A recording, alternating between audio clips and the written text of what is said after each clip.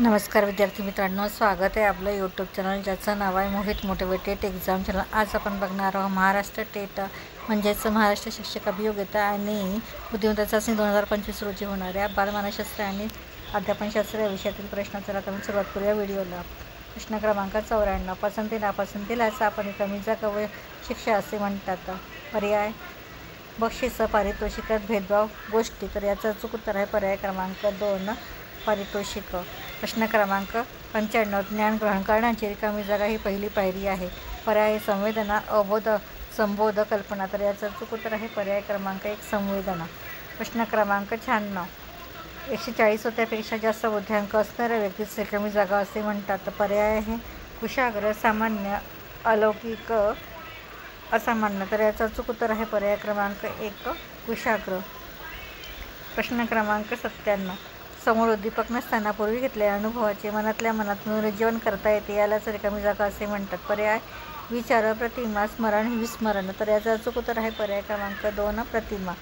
प्रश्न क्रमांक 98, एका परिस्थितीत दुसऱ्या परिस्थितीत केलेल्या अध्ययनाचा दुसऱ्या परिस्थितीत करावयाच्या अध्यापनावर जर अनुकूल परिणाम होत असेल तर अशा संक्रमणास असे रिकामी जागा असे म्हणतात। पर्याय आहे धनसंक्रमण, ऋण संक्रमण, शून्य संक्रमण, शक्तिवादी संक्रमण। तर याचं अचूक उत्तर आहे पर्याय क्रमांक 1 धनसंक्रमण। प्रश्न क्रमांक 99,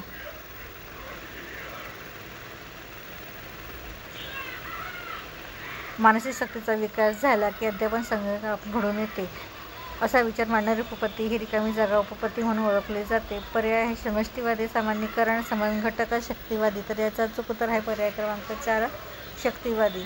प्रश्न क्रमांक 100, कुमारावस्थेतील विद्यार्थ्यांशी पालक व शिक्षकांचा व्यवहार रिकामी जागा असावा। पर्याय आहे मित्रत्वाचा, मार्गदर्शकाचा, आदित्यतेचा, चिकित्सकाचा। तर याचा अचूक उत्तर आहे पर्याय क्रमांक 1 मित्रत्वाचा। प्रश्न क्रमांक 101, धाडसीपणा हा गुण रिकामी जागा अवस्थेत सर्वात अधिक दिसून येतो। पर्याय आहे किशोर, बाल्य, शैशव, प्रौढ। तर याचा अचूक उत्तर आहे पर्याय क्रमांक 1 किशोर।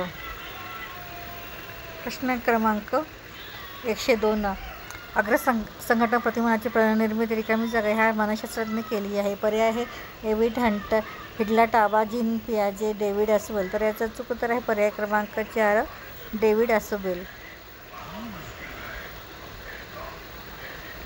प्रश्न क्रमांक 103, बहुआयामी बुद्धिमत्ता सिद्धांत रिकामी जागा यांनी मांडला। पर्याय आहे गार्डन, थॉम्सन, गिलफोर्ड, गोलमन। तर याचं अचूक उत्तर आहे पर्याय क्रमांक 3 गिलफोर्ड।